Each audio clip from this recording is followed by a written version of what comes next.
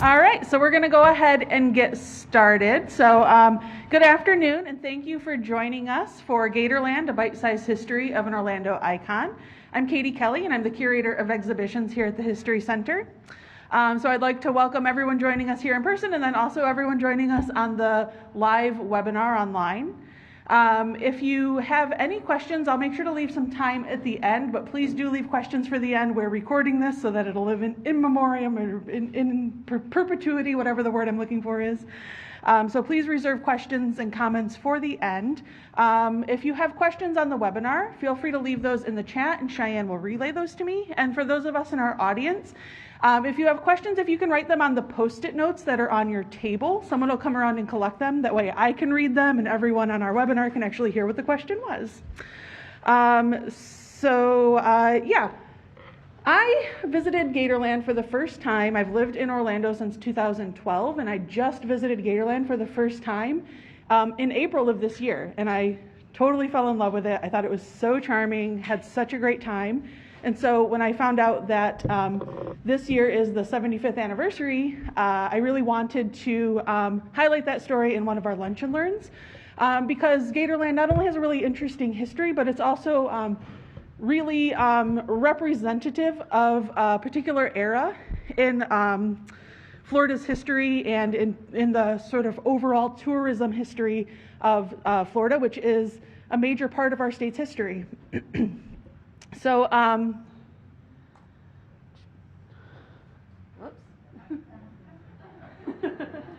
off to a great start.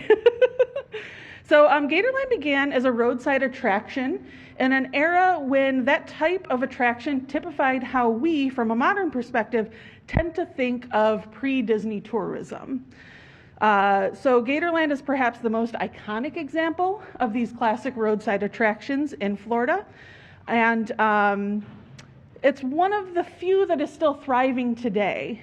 So along with a few other examples like Bach Tower and the Citrus Tower, in reality, during the heyday of these mid-century tourist attractions, Florida's beaches were really still the main draw to come to Florida. And so these attractions hold an important place in Florida's tourism history because they're emblematic of an era in American history. And so I'll dive into that a little bit. This era is characterized by the prominence of an American middle class, the notion of automobility and freedom, and automobility being linked to the notion of freedom in America, financial stability and leisure time becoming more widespread for the average citizen, and a generation marked by a boom of young families. The experience of a family road trip vacation encompasses all of these aspects of the mid-century American experience. Therefore, these small independent attractions show tremendous entrepreneurial spirit. They understood that tourists who may be coming to Florida for the beaches would welcome a few hours respite during a long drive across the state. They understood that showcasing the unique aspects of Florida experience would draw these visitors in. Before we fully dive into the history of Gatorland, though, I want to talk a little bit about, to place us in context, sort of the trajectory of Florida's overall tourism history, just briefly. So you can kind of define phases of tourism in Florida. So, and it kind of begins in the 1870s with Reconstruction following the Civil War in full swing. Wealthy Northerners began taking leisure trips into the state, traversing the unsettled and to them exotic terrain of Florida via the newly forged railroad lines or on steamboats traveling down the St. Johns River. These early tourists were typically headed for the opulent resorts along the coasts of St. Augustine, Tampa, and Miami. They came to Florida to escape the cold northern winters and experience the wild Florida landscape, which was seen as quite exotic with its palm trees and unique wildlife, especially alligators. It is also thought that the warm climate and abundant water sources provided health benefits. As time went on, in addition to the beachside resorts, Leisure activities catering to these wealthy tourists, including golfing, fishing, and racing along the beaches, kept Florida visitors engaged during their often several-month-long stays.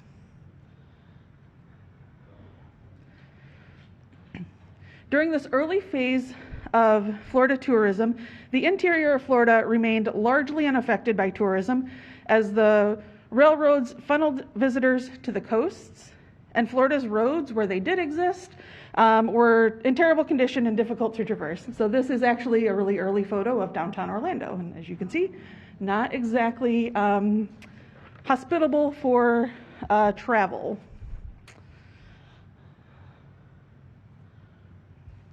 This began to change with the democratization of the automobile, largely driven by the innovations of Henry Ford and his eminently affordable Model T, which began production in 1908 and could be purchased for just $875.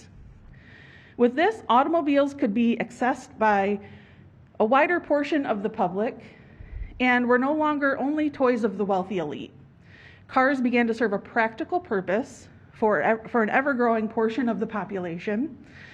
With the increase in automobile ownership, we see a push to improve roads throughout America. The second decade of the 20th century, paved roads throughout the South made accessing Florida by automobile possible, opening the interior areas of Florida to visitors from around the nation, interested in seeing the state's unique sites and communities away from the more developed cities and destinations on the east and west highways. In 1915, the Dixie Highway Association and interested state officials began planning a network of paved roads that would eventually stretch from Miami to the northern border of the United States. A number of other auto trails, including the Atlantic Highway, the Lone Star Trail, and the Mississippi River Scenic Highway, also terminated in Florida. As a result, the number of automobile tourists visiting the state increased dramatically every year.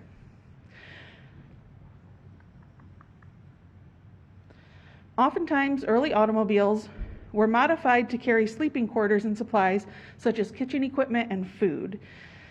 These camper vacationers were dubbed tin can tourists and traveled to find out-of-way locations of interest and comfortable places to live for a few days or weeks. These original tin can tourists of the 1920s pioneered road trip travel, and the practice became even more popular following World War II.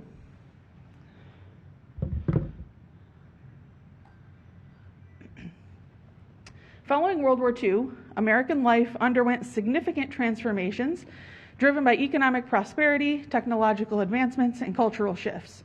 One of the most notable changes was the growth of a middle class. This expansion was fueled by rising incomes, increased employment opportunities, and government policies that encouraged home ownership and consumer spending. What had been a burgeoning middle class in the first quarter of the century grew rapidly and became the largest segment of the U.S. population. The post-war economic boom played a crucial role in the growth of the middle class. With the war effort over, industries that had been focused on producing military goods shifted to consumer goods. This transition spurred job creation in various sectors, including manufacturing, construction, and services. Wages rose, and with them, purchasing power of American families. The GI Bill, introduced in 1944, also contributed significantly by providing returning veterans with benefits such as low-cost mortgages, low-interest loans to start businesses, and tuition and living expenses to attend college.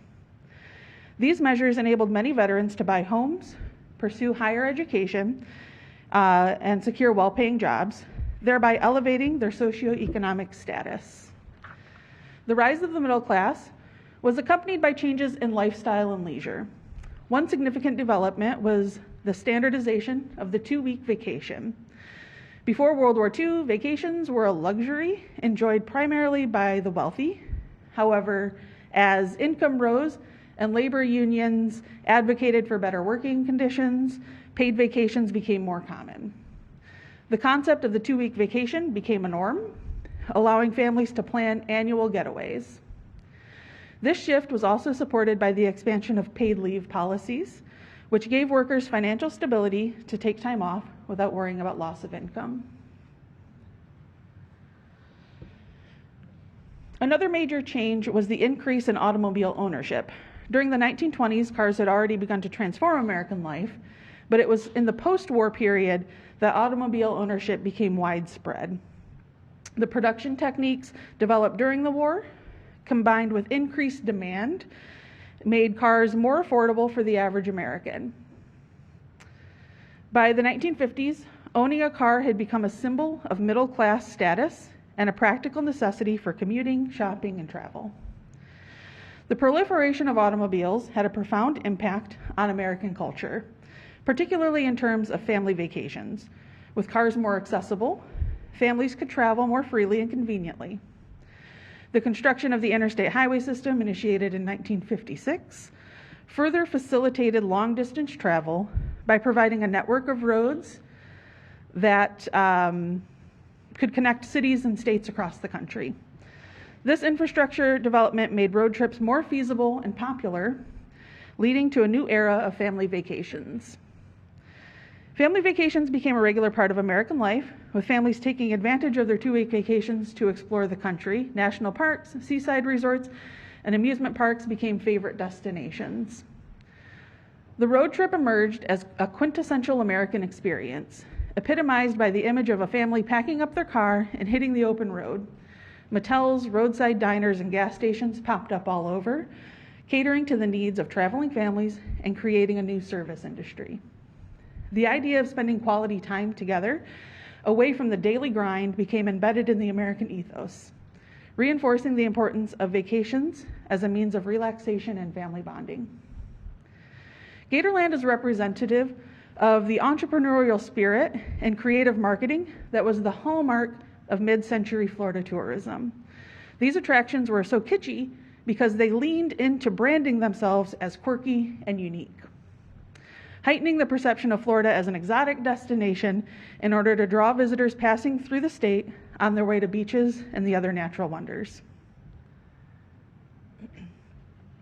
We first began to really see roadside attractions during the 1920s and 1930s as a sort of natural progression of the era of tin can tourism, which did also remain popular throughout the 40s as well. The Great Depression had taken its toll, but entrepreneurs saw an opportunity in the state's natural beauty and warm climate. Roadside attractions began to spring up along major highways, providing travelers with interesting stops and diversions. These early attractions were typically modest in scale, often featuring local wildlife and fauna and small-scale amusements. One such example was Cypress Gardens, founded in 1936 by Dick Pope Sr. in Winter Haven. In its early days, it started as a botanical garden showcasing the natural beauty of the area. The famed water ski shows and Southern Belle performances were added in the following decades with the rise of theme park roadside attraction style tourism. The other picture up there is Bach Tower, which opened in 1929 and was a similar kind of attraction. The construction of the interstate highway system in the late 1940s and 50s made Florida more accessible than ever before. Roadside attractions proliferated as a result, with many new sites opening to cater to a growing number of tourists. It is in this era that Gatorland, Weeki Wachee, and the Citrus Tower and many of the other famed early attractions open. Gatorland stands out amongst all of these as perhaps the most iconic. This is due in part because it has endured as one of the longest standing attractions in Central Florida, while dozens of other similar sites have come and gone. But Gatorland has stood the test of time. Another reason is because Gatorland is seen as being a quintessential kitschy Florida classic. The park leans into its theme in a larger-than-life way. This is, of course, one of the legacies of the park's founder, Owen Godwin. If we look at mid-century roadside tourist attractions as businesses who are deliberately curating an experience for travelers, curating a real Florida experience, it provides an interesting lens to understand Gatorland and its place in the annals of Florida tourism history. And to understand this curated experience, it is instructive to understand Godwin as the curator of that experience, because the park is very much a reflection of Godwin himself. Owen Godwin was born in the small Central Florida town of Rattlesnake Hammock in 1905, and he was interested in the outdoors and fascinated by adventure stories from a young age. He admired Frank Buck, who was a hunter and animal collector who gained a reputation as an adventurer, particularly through the 1930s, when he starred in several adventure films, toured with the Ringling Brothers and Barnum Bailey Circus, and exhibited at the 1939 World's Fair. Godwin spent much of his formative years on a cattle ranch, helping to foster his love of the outdoors and interest in animals.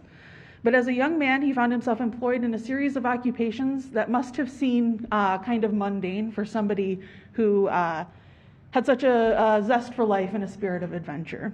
These occupations include butcher, postal worker, and fruit packer. Despite this, Godwin's entrepreneurial spirit is evident, with him pursuing a variety of, I guess what you could call side hustles, trying to find a means to establish a successful business of his own. So one example of this is when he was working as a fruit packer, he would juice oranges and sell orange juice by the gallon at his brother's gas station, By the 1930s, he had opened a sandwich shop, but he also operated a pool room and a card room in the back of that shop as a means to earn extra income off of it. Throughout all of this, Godwin was already adopting the larger-than-life persona that would become the hallmark of his presence as the founder of Gatorland.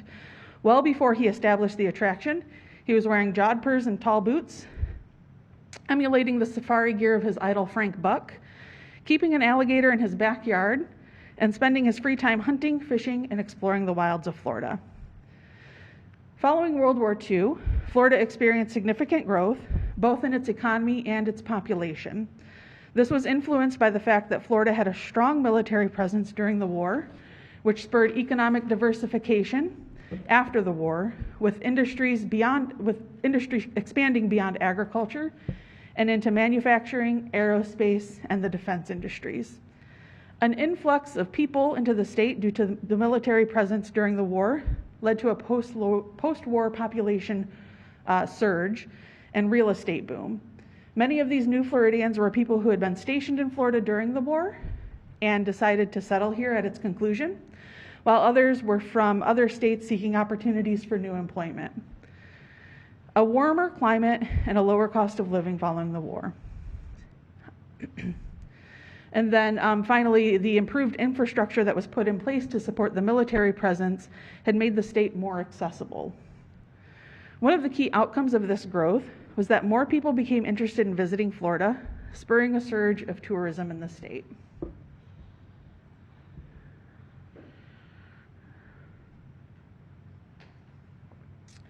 Owen Godwin saw this as an opportunity to capitalize on his love for the outdoors and knowledge of Florida's natural environment and wildlife, to create a substantial business that appealed to his desire for adventure and was suited to his outsized personality. He was convinced that tourists wanted to see three things: palm trees, flamingos, and alligators. And he figured if he could provide all three, people would come to his attraction. His attraction would be more than a collection of animals in cramped cages, however. He would instead create a space that highlighted Florida's natural beauty as a backdrop for seeing exotic Florida wildlife, especially alligators.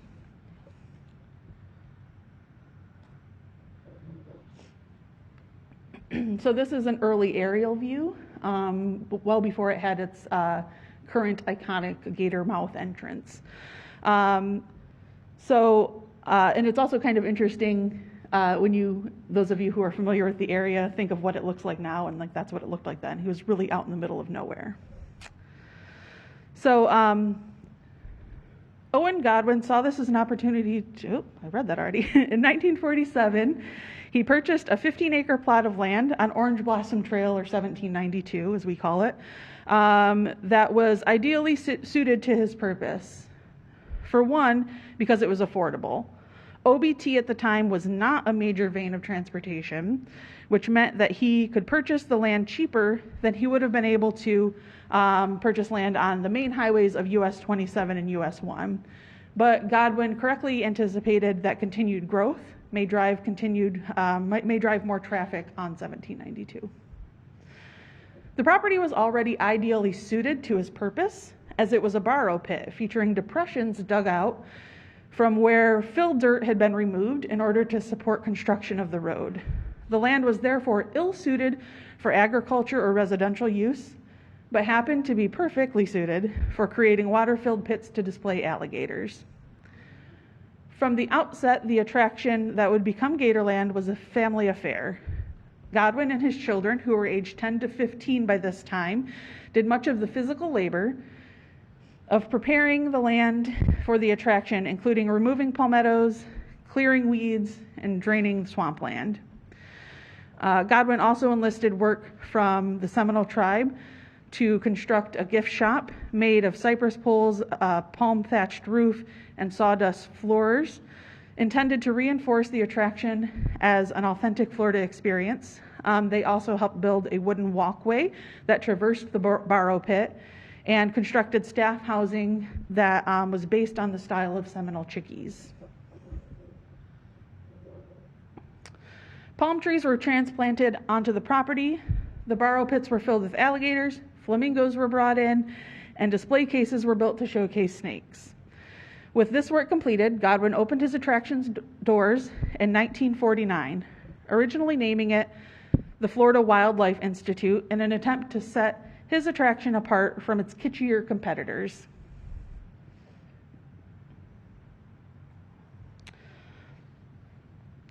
The early years of the attraction were characterized by a lot of trial and error, as Godwin experimented with different names, different marketing strategies, and different business strategies to try and make the attraction a success. One example of this is the name change that took place in the early years. Godwin was concerned that Florida Wildlife Institute sounded too much like a government entity, so he renamed the attraction Snake Village and Alligator Farm in 1951. Then, anticipating that the name would be unappealing to visitors who would be squeamish about seeing snakes, he decided to rebrand again, settling on the name Gatorland, Alligator Capital of the World, in 1954. The name he felt captured the right balance between exciting, memorable, and descriptive. Admission pricing also evolved. Initially, a small fee was charged, but it was soon dropped to free to attract more visitors, with the hope that gift shop sales and donations would cover costs. However, this strategy failed as visitors ignored the donation table, contributing little even when staffed by Godwin's children, presumably in an effort to gain sympathy and drum up extra donations. So with insufficient funds from donations and seasonal tourism, Owen Godwin embarked on annual summer trips north with a 12-foot alligator named Cannibal Jake, displaying it in small towns for a fee, which provided crucial revenue for Gatorland. So this is him at one of his setups on one of his tours. These trips, though essential, were hard on Godwin's family. His wife, Pearl, sought stability, which the park's irregular income and Owen's absences did not provide.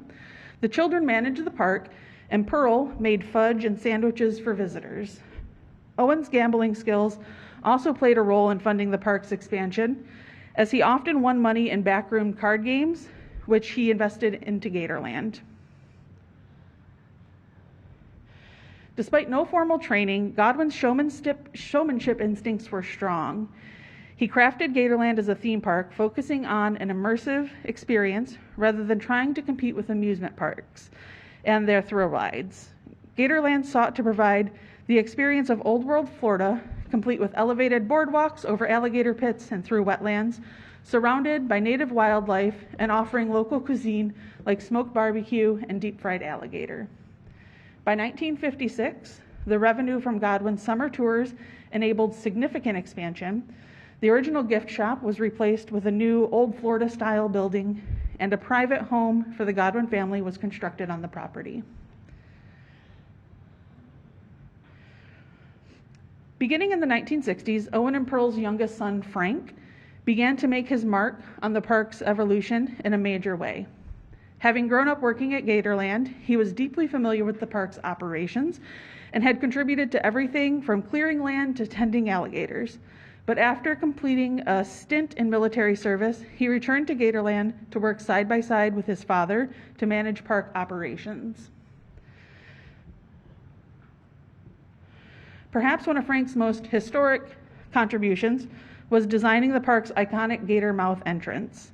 For roadside attractions, as businesses that relied on enticing people passing by to be drawn in, having an eye-catching appearance was essential. Frank understood that they could snag more visitors if the attraction's appearance reflected its theme and conveyed a sense of fun and adventure. Frank Godwin, of course, figured that Gatorland's entrance should be an alligator, ultimately deciding on a pair of giant gaping gator jaws. He studied an alligator skull and consulted a welder to create a rebar steel frame and with a concrete and plaster overlay. Admittedly, Owen Godwin was a bit skeptical, but he did ultimately approve the project. Frank, at just 22 years old, successfully constructed the impressive entrance, which became the iconic symbol of Gatorland. The gator mouth featured prominently in advertising, tourist books, architectural magazines, and in pop culture, eventually being trademarked to fend off competitors. And in research for this, I did find a couple people that were clearly trying to emulate Gatorland's entrance for their own parks. While the attraction hit its stride throughout the 1960s, Owen and Frank worked side by side to grow the park's popularity and expand its offerings. Frank became a versatile addition to the team, maintaining and expanding the park's infrastructure. He enjoyed hands-on tasks such as repairing buildings, tending alligators, and overseeing construction of new projects, while also managing the park's complex operations behind the scene. Conversely, Owen Godwin became an even more charismatic promoter.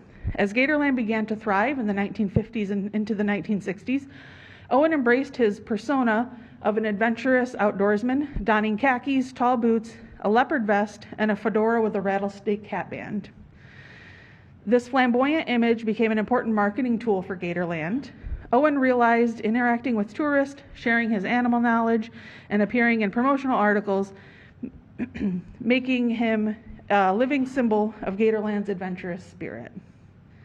His passion for the outdoors, however, was very real. As the park prospered, he embarked on global safaris, bringing back exotic animals like zebras, pythons, monkeys, and a pygmy hippo, thereby expanding the park's original focus from Florida wildlife. These additions diversified Gatorland's attractions, aligning with Owen's evolving vision for the park, which eventually rebranded once again and became the Gatorland Zoo.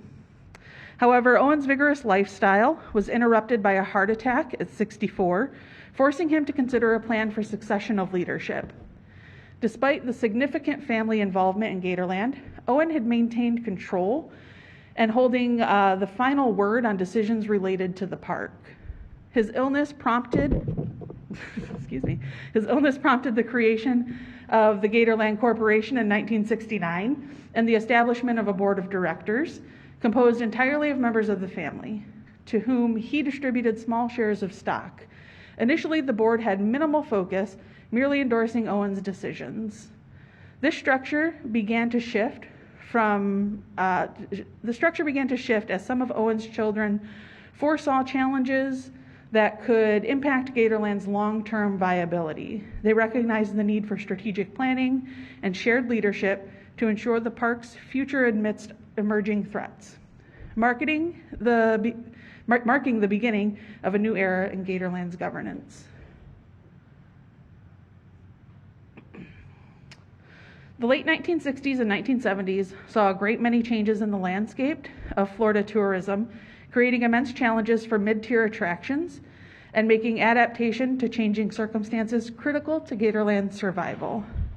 Like many roadside attractions, Gatorland did not additionally do much in the way of outside marketing, relying on its iconic gator mouth to attract tourists driving through Central Florida. This was sufficient for the first few decades, but a study, partly because a study in 1960 by the 3M Corporation highlighted that a significant percentage of tourists in Florida traveled without any plans, emphasizing the importance for an eye-catching entrance. As time wore on, Frank Godwin recognized the need for expanded promotion due to the construction of the Florida Turnpike and Interstate 4. This diverted traffic away from Gatorland. These highways were part of Eisenhower's 1956 Highway Act, and the portions that came through Orlando were completed in the mid to late 1960s. These highways improved travel, but negatively impacted roadside attractions, who relied on guests stopping by on impulse by reducing stops at traffic signals and in small towns. The new highways caused an immediate drop in Gatorland's attendance. Frank convinced Owen to invest in advertising, leading to the erection of distinctive gator-shaped billboards within a 60-mile radius to guide tourists to the park. Despite these efforts, dwindling donations and revenue from the snack bar and gift shop necessitated the introduction of an admission fee in 1970, which was $1 for adults and 50 cents for children, marking the end of Gatorland's free entry. This change halved visitor numbers, but improved visitor behavior and allowed Gatorland to join the Florida Attractions Association. The FAA, formed in 1949 by notable attractions like Cypress Gardens and Silver Springs, aimed to maintain high standards and promote Florida as a quality tourist destination. Membership required charging admission, which Gatorland could finally meet despite resistance from the St. Augustine Alligator Farm, who were longtime members of the FAA. Gatorland gained membership in 1973. In their favor was that the park had maintained good relationship with other family-owned attractions who advocated for the park's inclusion. The attraction benefited from inclusion in the FAA because they had an official brochure and map and networking opportunities with other attraction owners. So membership was also a mark of quality, which helped attract tourists to the park.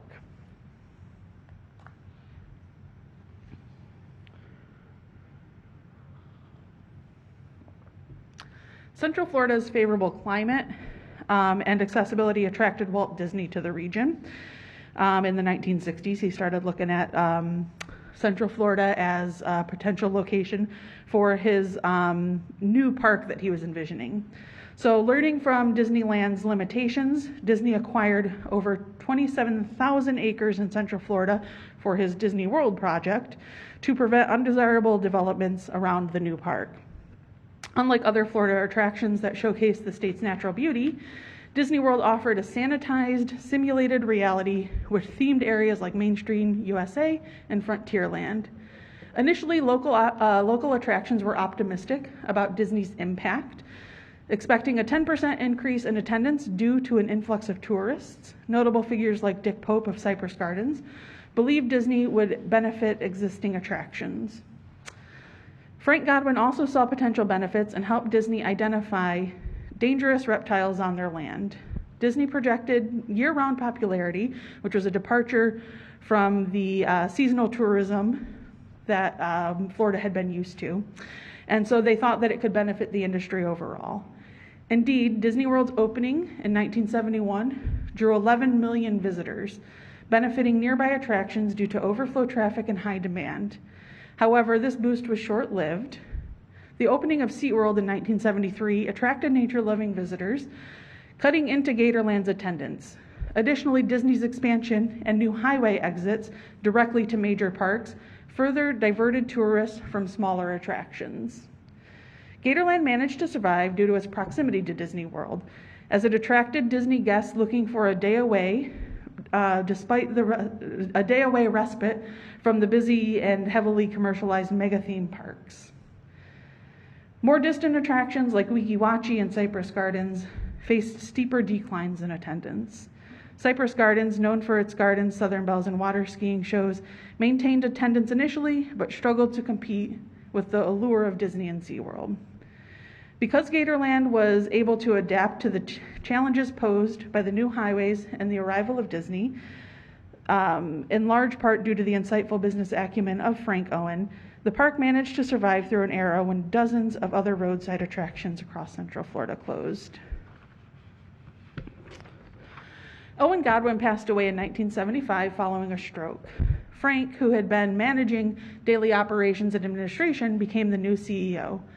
Unlike his father, Frank adopted a more aggressive approach to advertising and development, introducing admission fees and billboard advertising, which I mentioned earlier, to draw visits from the new highways. He also planned for a small stadium to host live performances, enhancing Gatorland's appeal amidst growing competition. In many ways, Frank's leadership was similar to Owen's, despite the attraction's expansion as a major corporation in the area's tourism industry. Its administration and operations were still primarily handled by family members. However, under Frank's leadership, the park took on a new vision, becoming a much more active experience. Rather than simply displaying fascinating wildlife, the second generation saw massive expansion and diversification of the park, both in its size and the kinds of attractions it offered. In order to keep pace with the expectations of audiences in the new Florida tourism landscape, Frank introduced several changes throughout his tenure, starting in the mid-1970s and through the 1990s. During this time, the park became less of a zoo and leaned back into its old Florida theme. As the exotic animals that Owen had brought back from his safaris passed away, they were not replaced. The return to this theme allowed Gatorland to become an attraction very distinguishable from Disney. So there really isn't much Florida about Disney, other than its address, other than the fact that it's here. So rather than compete with what Disney is, try to be what Disney is not. During Frank's tenure, the size of the park doubled, and several new attractions were added to create more active engagement from guests. These include the premiere of the Swamp Walk in 1978, which is what's up here now. This was a 2,000-foot scenic boardwalk through the park's wetlands, again reflecting a return to the vision of Gatorland as a theme park offering a curated Florida experience and offering more to do in the park than just see the animals. Live entertainment was also added during Frank's tenure of leadership, including alligator wrestling and perhaps the most famous, the Gator Jumperoo, which began in 1983. So anybody who's visited Gatorland is familiar with the Gator Jumperoo, as it's still going on today, where the alligators are trained to jump out of the water and snatch up a raw chicken. The shows were a popular addition to the park experience, and an 800-seat venue was added to accommodate them in 1991. And this is a model of sort of the show area and then a plan for the arena that you see on the screen there. Also added in 1991 were a 10-acre alligator breeding marsh and Pearl's Smokehouse restaurant. The breeding marsh became home to over 100 alligators. This also prompted Gatorland becoming a rookery with thousands of aquatic birds nesting above the marsh, as the gators protect them from their natural predators like raccoons and possums. Gatorland's rookery is, to this day, one of the few places visitors can observe endangered wading birds, can easily observe endangered wading birds. Another keystone of Frank Owen's tenure of leadership was that Gatorland became a pioneer in the arena of alligator husbandry during this time. In 1977, the American alligator was removed from the endangered species list, piquing Frank's interest in the prospect of alligator farming. He envisioned transforming Gatorland into an educational and commercial venture, showcasing alligator farming from egg to maturity, and even selling alligator products as an additional source of revenue. Frank aimed to create an engaging experience for visitors, similar to tours of wineries or factories, where guests could get an inside look at the fascinating processes. To achieve this, Frank recognized the need for research into alligator husbandry, as little was known about breeding and raising alligators in captivity. Gatorland donated $20,000 to the University of Florida, leading to a collaboration with veterinarian Dr. Paul Kartelek.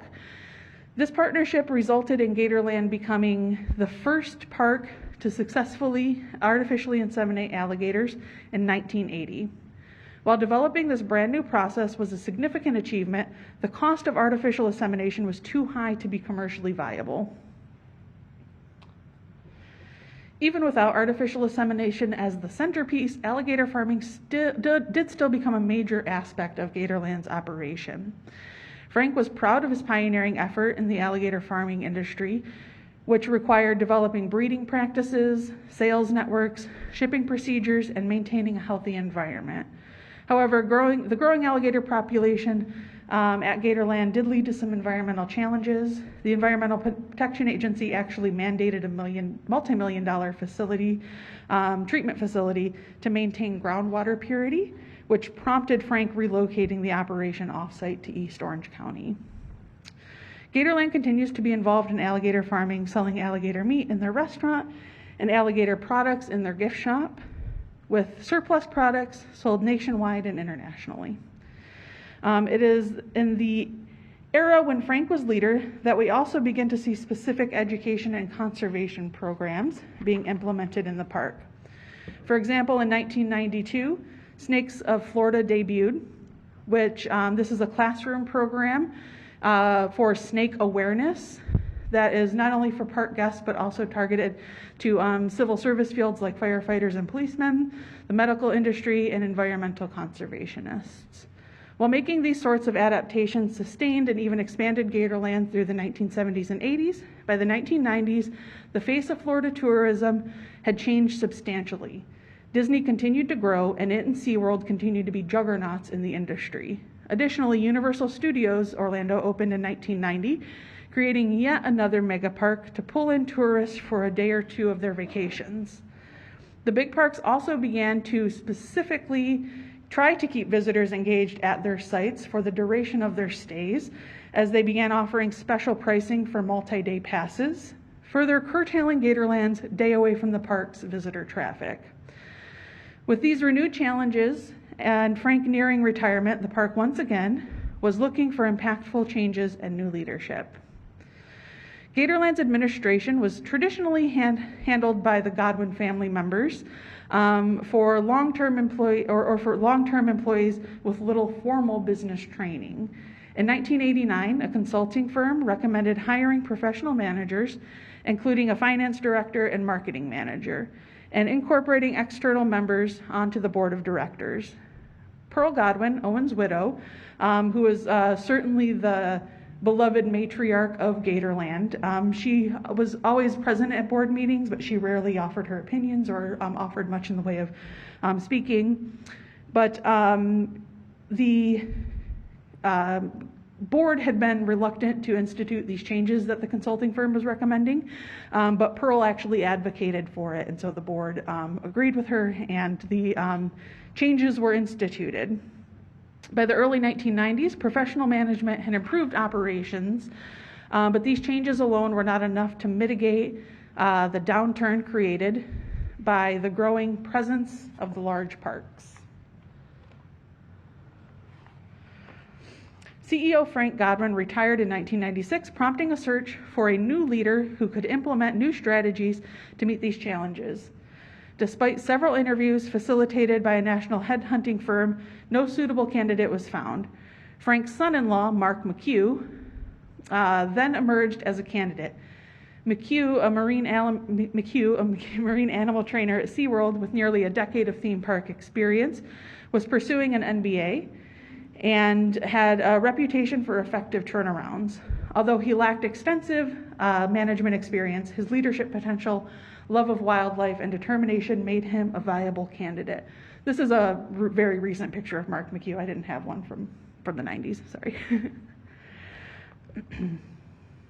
After a series of interviews and understanding that his familial connection offered no job security, McHugh was hired as Gatorland's CEO in the summer of 1996, ultimately maintaining Gatorland as a family-led business.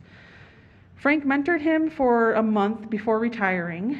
With his intelligence and ambition, McHugh was committed to revitalizing Gatorland's fortunes. As the park moved into the new millennium, Mark McHugh began exploring innovative ways to keep revenue in the black despite the downturn in attendance.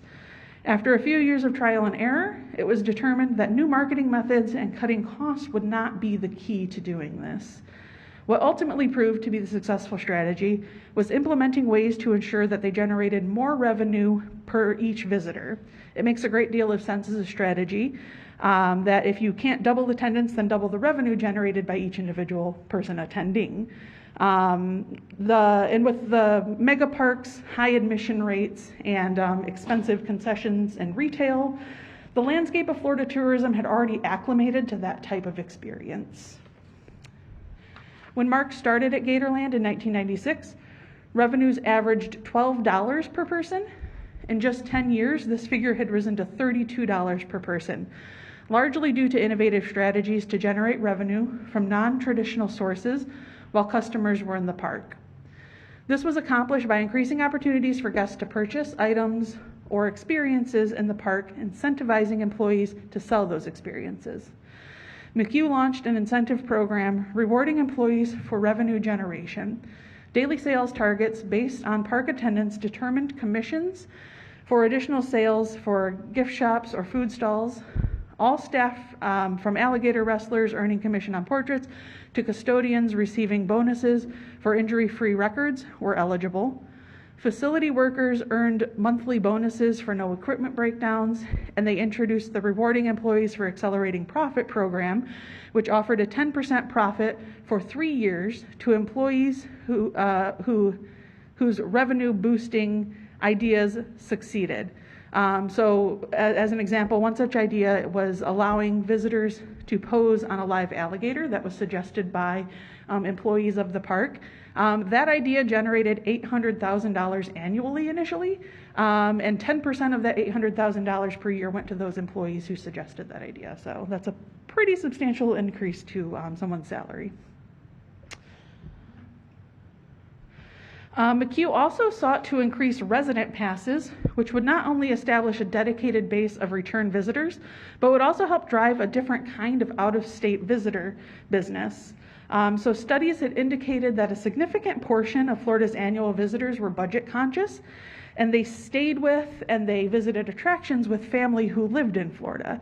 So McHugh figured that if Gatorland could establish a robust resident pass, these pass holders would bring their out-of-state visitors to the attraction for a day away from the big parks. Off-site visits and educational outreach throughout the community, throughout the Central Florida area, were implemented to help drive this program. In the late 1990s, the park continued to further expand its educational offerings, including Alligator Alley, featuring interactive and educational exhibits for children of all ages, Jungle Crocs of the World, a 2-acre display featuring one of the largest collections of giant crocodiles in captivity and a variety of educational animal encounters, and a suite of educational programming on crocodilians, wading birds, snakes, and Florida's swamplands. On November 6, 2006, the park faced yet another massive challenge when a fire ignited in a defective heating fan used for reptile cages. By 7 a.m., Gatorland's gift shop, administrative offices, and entrance were ablaze. News cameras captured the flames shooting from the iconic gator mouth. The fire caused extensive damage, leading to the closure of Gatorland for repairs. The administrative offices, gift shop, and park entrance were destroyed, along with computer network, the sales system, and the famous gator mouth entrance, which suffered significant smoke damage, as you can see up there. Clearing the rubble and rerouting the entrance and rewiring for ticket and merchandise sales took 3 weeks. No employees were laid off. Instead, they were reassigned to cleanup tasks. The gator mouth was sandblasted, repainted, and restored as the park's iconic landmark. The fire, of course, posed a significant financial challenge. The insurance only covered replacement costs, but at the time of the fire, the buildings that existed had been so outdated that the cost to actually replace and upgrade to modern facilities was not covered by the insurance. And so for the first time, the park actually, the board approved taking on debt in order to get the park back in working order. And so the board opted for a significant loan to fund substantial improvements, adding 7,000 square feet, an improved conference facility, and expanded gift shop. This investment reflected the board's confidence in Gatorland's long-term success.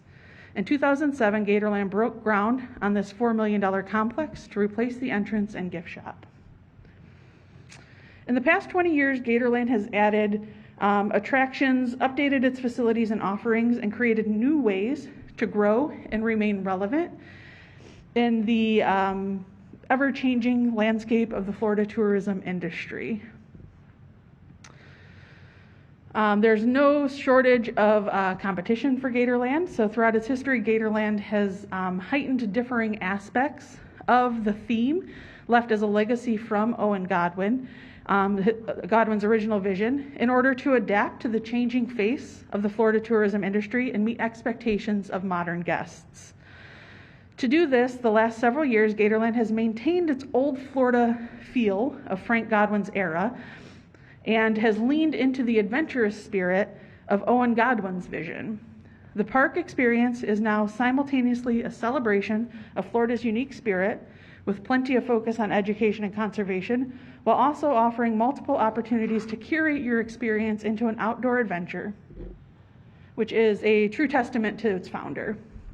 I'll share just a few of the highlights of the things that have been implemented over the last 2 decades to highlight how embracing change and remaining nimble are a hallmark of the Gatorland attraction, a legacy of its early years all the way through today. So in 2007, this Gator Gully Splash Park opened, featuring water sources resembling the park residents. In 2008, the new gift shop and admission complex opened, featuring 19,000 square feet of retail, meeting space, an open-air admissions pavilion with the historic Gator Mouth entrance, a state-of-the-art meeting facility, and a classroom and a unique shopping area showcasing the park's history. In 2009, Gatorland opened the White Gator exhibit, featuring 4 of the world's largest leucidic gators, each over 800 pounds with reflective blue eyes. The Screaming Gator zip line was launched in 2011, a $1.8 million project with 5 zip lines and a 150-foot suspension bridge. In 2017, a $2 million park expansion began with the opening of Gator Joe's Adventure Outpost and the Stompin' Gator Off-Road Adventure. Gatorland Global was created in 2018 to protect, conserve, and educate about alligators and crocodiles, supporting conservation research worldwide. My personal favorite, adapting again amid the COVID-19 pandemic in 2020, Gatorland launched the School of Croc Facebook Live program, which gained a large following, and they also introduced the social distancing skunk ape character to help promote a safe park experience amid the pandemic. The character was wildly popular and became something of a sensation. Finally, just last year in 2023, Gatorland opened Croc Rock, a 3-in-1 adventure combining rock climbing, a 150-foot swing bridge, and zip lining. So as Gatorland celebrates its 75th anniversary, it has been a great opportunity to look back on how it has not only endured when so many of its mid-century peers have been retired to the annals of history, but has also come to hold an iconic status in the realm of Central Florida tourism history. We see in Gatorland's success that Owen Godwin's instinct for the type of attraction people wanted was really solid, and his core vision has stood the test of time, while always embracing change. Additionally, remaining adaptable and willing to try new things to overcome challenges and remain relevant are just as much a hallmark of Gatorland's history. And that is all I have for you today.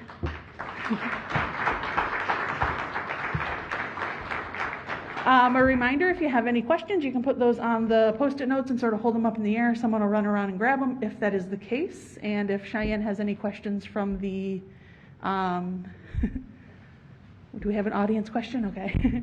Cheyenne will also relay. If you have any questions in the webinar, please feel free to put those in the chat. Okay, so this question is, did you go? What was your favorite part? What's your favorite part to research? Yes, I did go. Hard to define my favorite part. I really loved the overall theme, the fact that you're walking along these like sort of boardwalk style platforms, and they have like the like bluegrass and country music. They just really lean into their theme and embrace it, and it's just a lot of lighthearted fun, genuinely.